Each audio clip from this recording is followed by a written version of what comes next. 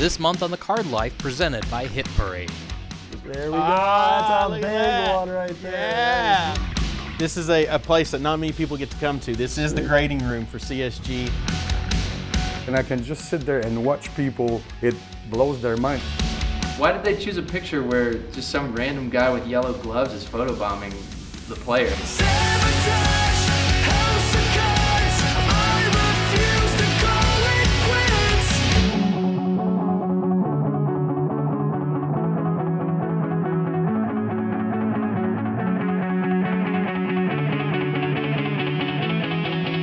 Welcome once again to the Card Life. I'm your host, Matt Strahm.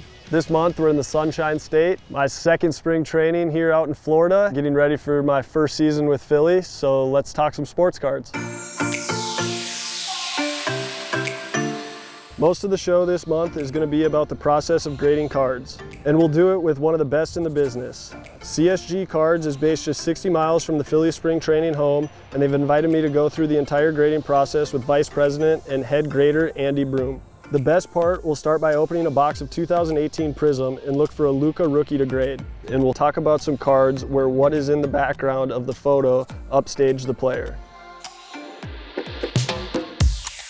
My name's Andy Broome. I'm the Vice President of CSG. My very first cards were 1983 Topps. My dad bought a pack at the gas station, and that got me started. By the time 86 Topps rolled around, I was hooked 100%, and I just never stopped. You know, when I was about 12, 13, I discovered pre-war, and I fell in love with pre-war baseball, and it's been downhill ever since.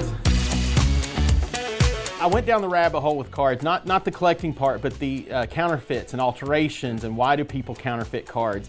And that got me into more of the technical side of cards. How are they produced? Why do people alter them? Things of that nature. It wasn't even internet at the time, right? So everything I had to learn on my own. And it was going to shows every weekend, talking to other collectors, buying stuff through the mail and talking to collectors through the mail and on the phone. It was all learn as you go, figure it out yourself. And so you really, really had to have the passion and the drive to want to do this research. And so when I was my early 20s, I started grading professionally. Telling my age here, but I've been professionally grading cards now for 24 years. So that's pretty much most of my adult life.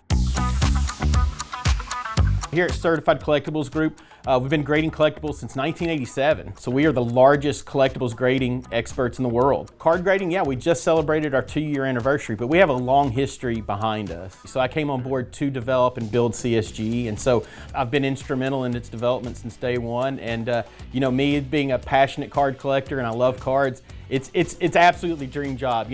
Being a card grader was a dream job for me for over 2 decades, but now it's the vision of card grading and the brand, and I get to be involved in so many different projects and see so many cards that this truly is a dream job. There's 2 parts of this, right? I get up every morning, I'm in South Florida, and I get to play baseball cards every day. So there are not many days I get up and don't have a smile on my face.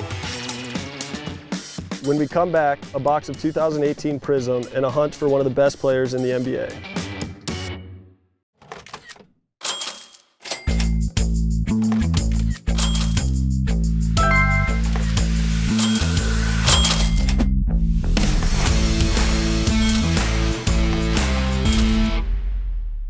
I got goosebumps from that. Did you know you can see exclusive content, features, and interviews not featured on the Card Life by following the Card Life TV on Facebook, Instagram, Twitter, TikTok, and YouTube.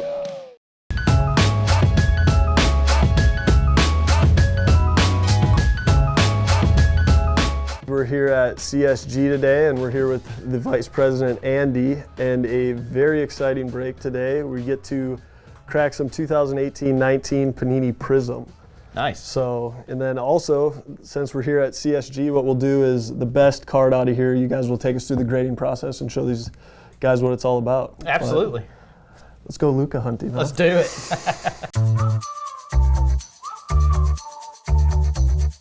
Well, why don't you start us off? Okay. Let's do it. So what's your collection consist of mostly? So I am real old school. Okay. I am pre-war baseball and occupation Japanese baseball. Dang. So yeah. Okay. And, got any 19th Shoheis? century. You got any Otanis in there? I do, yeah. Mostly, I like the 40s and 50s. Okay. Yeah. Nice. But I like the modern Japanese too. It's fun. It's fun stuff. Nothing worth grading yet. Not yet. Got a feeling we're gonna find something good. Oh yeah. You know, they do tend to stick sometimes, but it doesn't really cause much damage. It'd be a little mark on there that you can wipe off with a microfiber, so nothing real serious. Michael Porter Jr., rookie. There you go. So what's your favorite card in your entire collection? You have one? I wish you just asked about kids, what my favorite kid is, because I mean that's much easier. That's Yes, for sure. Hey, that's a good one. That's Silver. a good one. 8 and silver, very All right, nice. we'll put that one yeah. in a sleeve.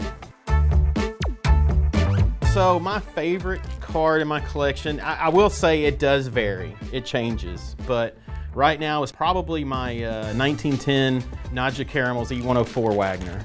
That's a special card for me, and that's the only Horner photo Wagner card I think I'll probably ever be able to afford. Yeah. I won't be getting a T206.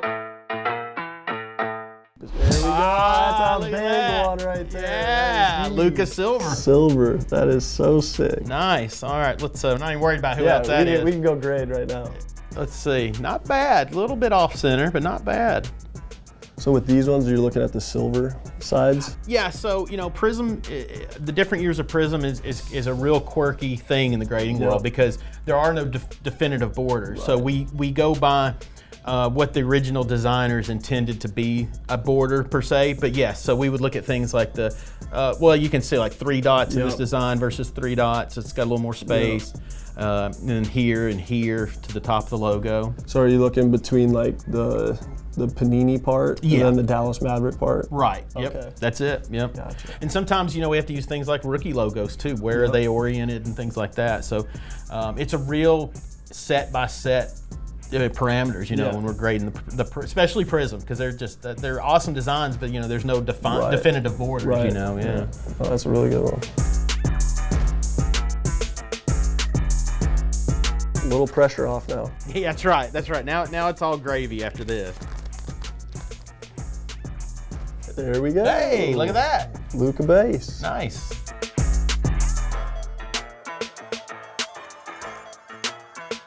Silver Otto Porter. There we go again. Luka Look all at that. over. See, I don't like that NBA doesn't put the rookie card on the inserts. Like Topps does, but for some reason they don't. So like when you guys get sent a card, how much of it's on the customer to label it correctly of like what insert or what parallel it is versus what you guys look for? So, you know, we on our online submission form is where customers will put in the card information, but it's not solely based on that. So I have a verification team who their sole job is to verify what the card is versus what the customer may say, and then versus what our database says. So, you know, one of the biggest challenges for us is identifying the parallels. And so I actually have a couple individuals that's their passion is modern basketball. So they know, you know, boom, boom, boom, this is this. Because what's crazy is, you know, you have, you know, just pulling out there, blue donuts this year. Well, that same exact pattern. No, now that's called, you know, whatever, you know. And so to know the patterns for that year, and these guys are just like, oh yeah, that's this, that's this. And it's a challenge. Oh yeah, it's a real challenge. But I'd say we did pretty good. Yeah, pretty can't beat good. that. Silver Ayton and Luka, that's pretty good. Very nice. That is sick. Well, now all we gotta do is get these things graded. Let's do it. All right. Show 'em.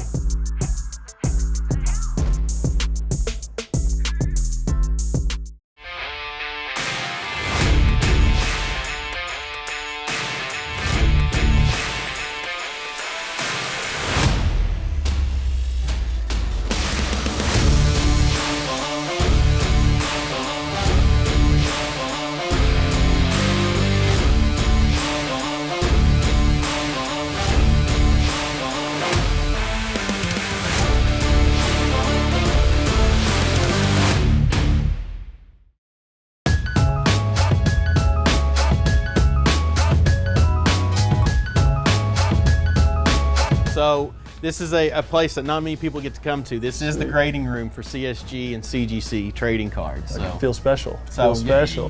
For real. I mean, I'm telling you, not many people get to come in here, you know. So yeah, this is where the magic happens, and we're going to walk through the process. We're going to get these cards graded that we just pulled. Let's do it. See how good we really did. Matt, I want you to meet Weston. Hey, Weston. Hey. Matt, nice to meet you. We got a couple hits here from our break earlier. Wondering if you would grade them for us. Yeah, absolutely. So we got a couple silvers and a base. All right. The way that we break down our cards here, centering corners, edges, and surface to be able to determine the overall grade of the card. Okay. So we've got the 3 dots to the left and the 3 dots to the right. In addition to the dots, the vertical lines beside it. Just to the outside of that, the spacing there is when that's 50-50 here, and the spacing between those 2 points and the top of this line, when that spacing is all correct, that's what you want to see for 10 centering. We want to give it a nice little courtesy wipe to make sure that there's no debris, there's no fingerprints on the card. Next, we're going to sheen this card in the light, so I'm going to rotate it to make sure that... Looking for scratches and stuff? Yeah, for any scratches, dimples, pinches, any kind of stray or aftermarket marks, or even factory print lines. And on the front and the back, you really see next to none of that. It's nearly flawless surface there. Sweet. Next, we're looking at the corners. The structure of the corners, we want to make sure there are no bends, no dings. Don't really see that on the back or the front. Again, considering the rest of the card, the corners, the edges, the surface, there's no reason why you wouldn't get a 10 out of this base Luka. All right, Jim. Very nice. Yeah. That's a great start. Look at the silver Luka here. The left to right is really what will keep that out of a 10. Gotcha. But still has the opportunity for a 9.5 if we take a look at the rest of the subgrades. Surface looks really good on the front as you sheen that back and forth in the light. Catch every inch of the front. You do the same for the back. You've got a slight lift on that same corner there. Not perfect, but it doesn't completely come to a 90-degree angle. It's got that slight mark. You have some light fraying of the edge on the left side there. Really, again, comes down to that back bottom left corner. You've got the light factory lines that we do take into consideration. Don't really hit unless it becomes a little more significant. So between the centering and again that back bottom left corner, you're looking at a 9 on this one as well. Okay, right on, right on. So Matt, we're encapsulation's what we call it. Alrighty. This is where the cards get ultrasonically welded into their holders. Okay. So card comes in, they'll match the label and the card, ultrasonically weld it, and then they'll image front and back, and then our final QC process happens all together. Okay. So right on. we talked about before, CCG Certified Collectibles Group, it's been grading for over 30 years. So we were able to lean on that experience to come up with the best holder in the industry. And besides security, the next most important thing to us was the clarity. Right. We wanted a crystal clear holder where all you see is the card. Yep. And I think we accomplished that. Yeah, no doubt. What'd you call it when they close it? What welding? It's ultrasonically welded. Ultrasonically so welded. it uses basically like radio frequencies, and the vibrations actually melt the plastic in certain areas. And so the only way to open it would be to destroy the holder. Yeah. Yep. Dang. Alrighty, let's see what we got. There we go, Matt. We got them back, man. Hey. We got the Luka Silver 9, Luka Base 10, and the DeAndre Ayton 9. These just feel good. Like, the feel is sick. Those are sick. Yeah, they look so great. Nice. Thank you very much. Oh, absolutely. Thank you. It's a pleasure. Yes, that's sick.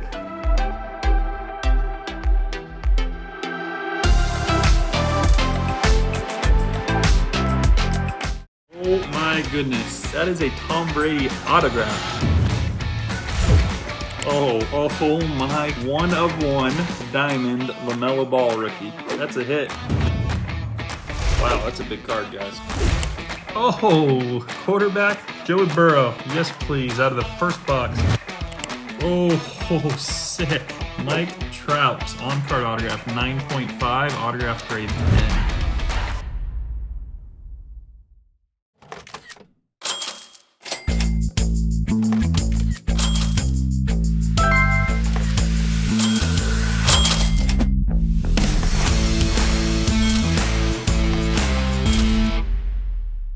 I got goosebumps from that.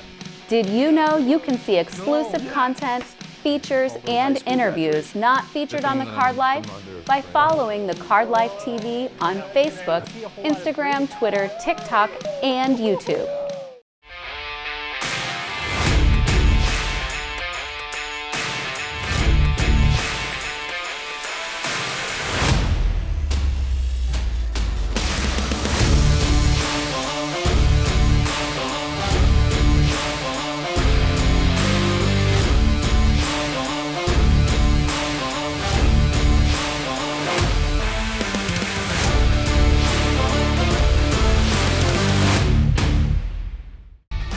PristineAuction.com. It's baseball stuff, it's basketball, it's wrestling, it's Marvel stuff. Tatis, Patrick Mahomes, Wayne Gretzky, LeBron James, autographed Nike Adidas jersey, Mookie Betts, Muhammad Ali. Personal favorite thing on the site are the 10-minute auctions. You can bid on the item for only 10 minutes. Highest bidder wins. It's free to register, free to bid. Sign up today, PristineAuction.com. With Florida being the home of the Stanley Cup champions 2 of the last 3 years, and with the NHL playoffs starting this month, let's head north of the border and talk to an artist that uses sports cards to create incredible mosaic portraits of some of the greatest hockey players and athletes in history. My name is Daniel Blanchard, and I live northeast of Montreal in a small town called Saint-Charles-Borromée. Detroit is the hockey town. This is the hockey capital. This is just, it's in the blood of everybody that lives here. My son was 2 or 3, so it was 2004 or 5. That's what started the thing. Like, I was doing a picture mosaic of my son with all the pictures that we had at home, and then one of my friends at the office, a big Boston Broome fan, had a big 2x3 poster. It was just hockey cards in a frame of Cam Neely. They didn't make a design or anything, but it was so much fun to just look at all the cards and the stats, and every card tells a story and has like a thing about it. So I really liked that, and I was doing mosaic at the same time, so I was like, what if we did a mosaic with the hockey cards? So I don't collect cards, so I started buying Lemieux cards for that purpose. Maybe 800 Mario Lemieux cards, and made my first one out of 260 cards, just to try to see to do it, like, can I do it? And I put it on eBay, and my mom was the highest bidder. So it's never, I mean, it's a giant 4x6 thing.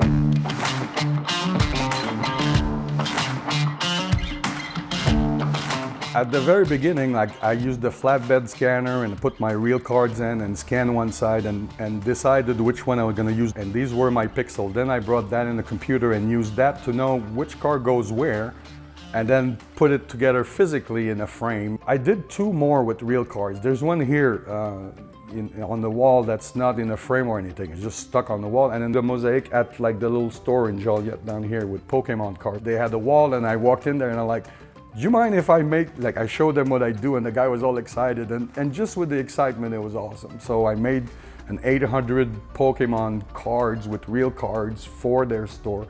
And I love the fact that it's in public, and I can just sit there and watch people. It blows their mind. And for me, this is like eating caviar or something. I just know, it's just fun to see that moment where, like, their mind just blows. And then a little bit later, I realized I don't even have to have the cards.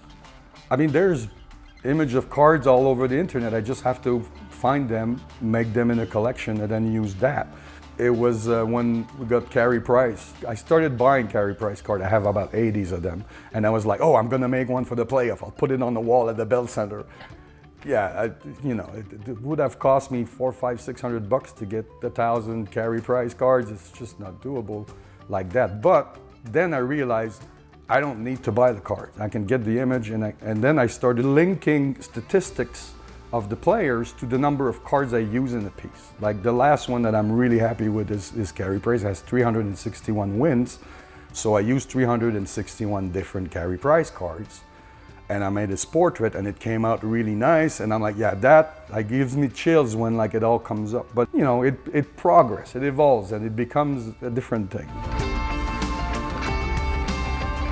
HockeyMosaics.com website. There's galleries there where you can explore and zoom in and see all the cards. The wink from Patrick Roy that you can see behind it, it is really interesting.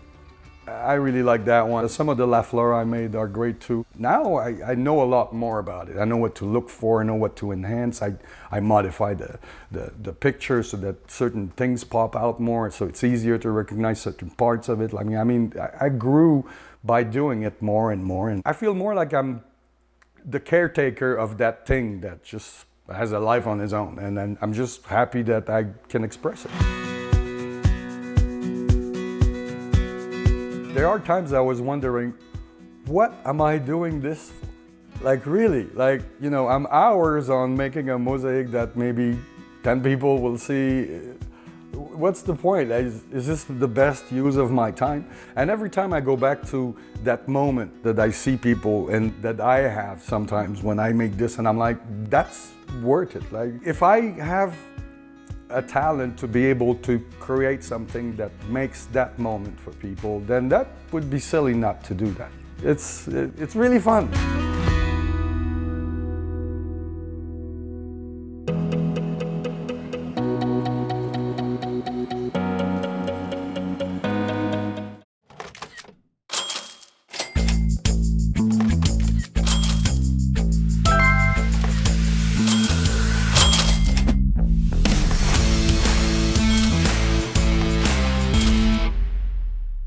I got goosebumps from that.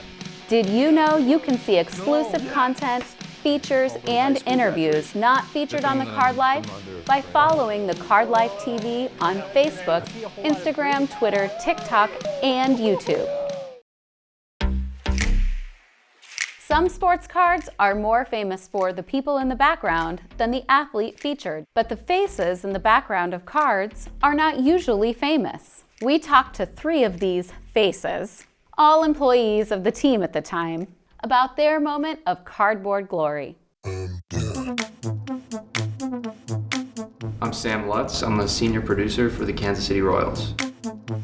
Typically for game day, we have a shot sheet that we're going to try to hit various things that we need for commercials, social, marketing, all that good stuff. The picture of me on the Bobby Witt Jr. card was taken on opening day last year. So that game is definitely our biggest and coolest game of the season, where we try to ball out for it.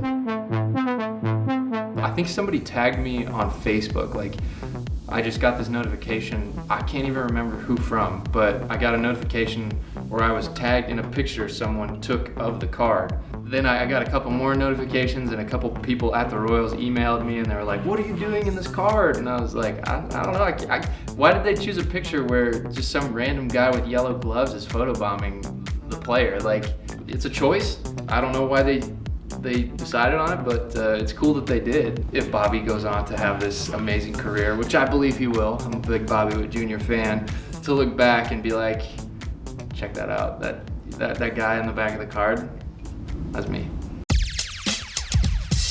So I started with the Nuggets when I was 16 years old, and it's just been going on my 5th season now. I'm a team attendant or a ball boy with the team, so we're in charge of just all the equipment and just making sure the game kind of runs behind the scenes, getting the laundry done and just helping the guys rebound and warm up for the game. My dad has owned a card shop for 30 years, so he was just opening cards on our Facebook page, and he just sent me a text just freaking out saying, "Oh my gosh, you're on a card." If you look at the very bottom of the screen there on the left, you're going to see a ball kid, Sammy. Well, if you guys can pull any Nikola Jokic cards this year. It's awesome being in a card with Nikola. It's a true honor.